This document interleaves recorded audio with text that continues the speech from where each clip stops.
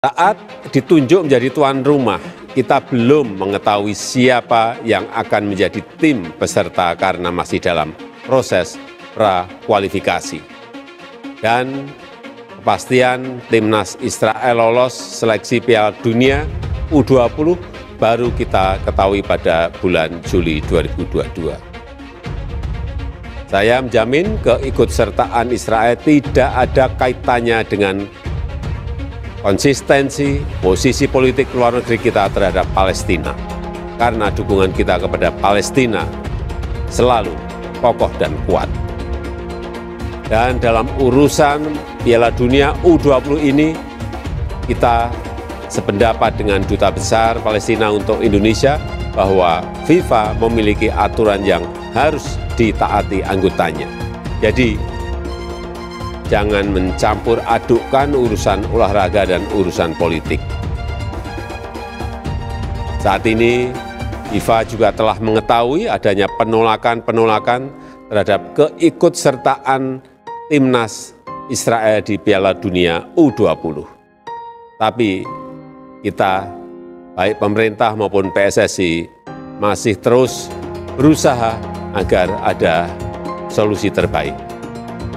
Untuk itu, saya telah mengutus Ketua Umum PSSI, Bapak Erick Thohir, untuk bertemu dengan tim FIFA untuk mencari penyelesaian yang terbaik, mencari solusi yang terbaik. Ini sebenarnya saya tidak ikut tanda tangan apapun, terus kemudian saya sebagai Gubernur Jawa Tengah yang penyelenggaraannya salah satunya ada di Solo. Namun saya betul-betul bisa memahami, Mbak, bagaimana perasaan adik-adik kita di U20 dan para supporter bola tentu saja. Dalam konteks ini saya meminta maaf sama mereka. Tetap semangat, tetap maju terus, ya. Dan tentu saja mungkin itu diasosiasikan kami bisa andil sedikit atau banyak atas tidak terjadinya penyelenggaraan ini. Namun tentu saja dalam konteks lain kami punya sikap yang harus saya sampaikan pada publik. Maka untuk adik-adik, maaf, terus berlatih. Kalau saya bisa membuat statement dan menggagalkan pekerjaan sebesar ini, memangnya otoritasnya ada di mana? Saya kira kalau keputusan itu ada di FIFA dan kemudian mereka komunikasinya dengan PSSI, tentulah mereka sudah akan menyiapkan segala sesuatunya. Maka di dalam pernyataan saya itu, sebagai kader partai, ya, saya menyampaikan cerita bagaimana kesejarahannya, bagaimana kemudian potensi-potensi yang kemungkinan bisa merugikan kita, itu. Maka kami dorong agar U20 bisa berjalan, bisa terselenggara, ya, tanpa Israel. Lalu bagaimana? Silahkan pemerintah membuat terobosan-terobosan, bernegosiasi kayak lobby kayak begitu ya, agar kemudian tetap bisa terselenggara. Jadi kami juga ingin terselenggara. Gitu. Jadi kami ingin ini sukses, tapi saya punya tanggung jawab moral, konstitusional, kepartean bahwa ada misi yang mesti kita bawa terkait dengan relasi kita dengan Israel. Hanya itu aja. Kalau kita co-host dengan negara yang lain, tetangga kita umpama, itu juga bisa kita lakukan kok. Memang butuh well prepared. Ini yang mesti disiapkan. Ada juga upaya-upaya dari Kemlu waktu itu, kalau tidak salah. Pernah diupayakan bagaimana agar ini bisa berjalan. Umpama, kemudian tanpa lagu kebangsaan, tanpa bendera, macam-macam. Meskipun belum tentu kita bisa sepakat soal itu. Tapi upaya ini yang kemudian kita mintakan untuk dilakukan terobosan.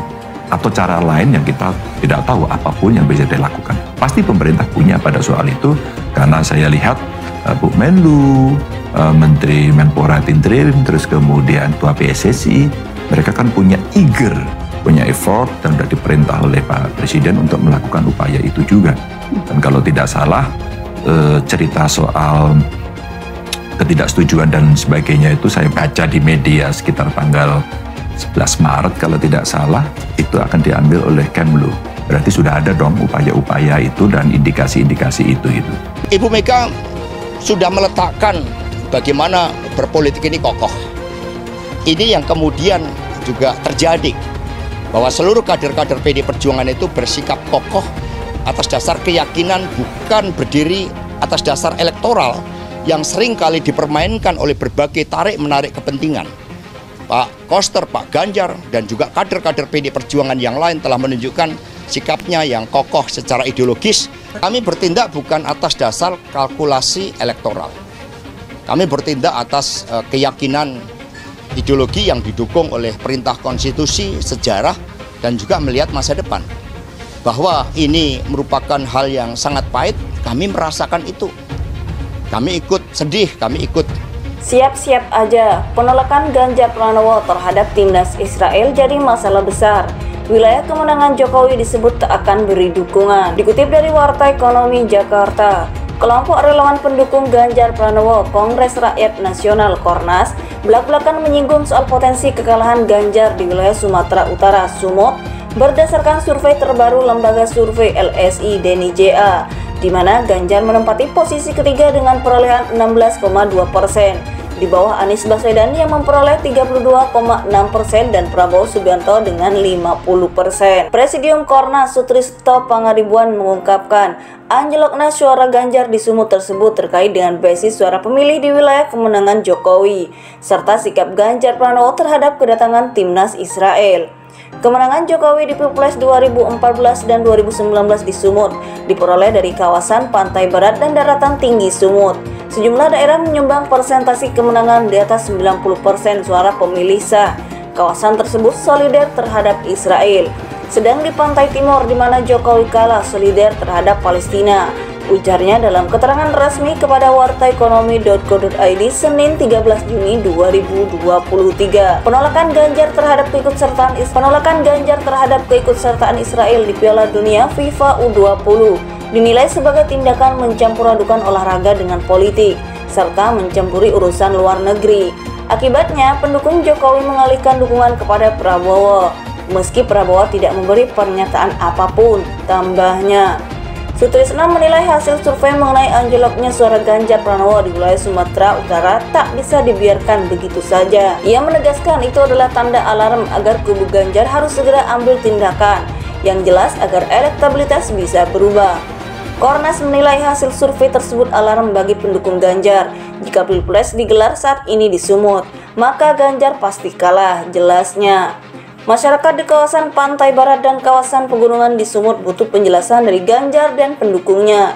Ganjar harus segera menyampaikan pernyataan klarifikasi secara jujur, tulus, dan terbuka, menjelaskan alasan detail sikapnya yang menolak kehadiran dan keikutsertaan Israel di Piala Dunia FIFA U20, ungkapnya.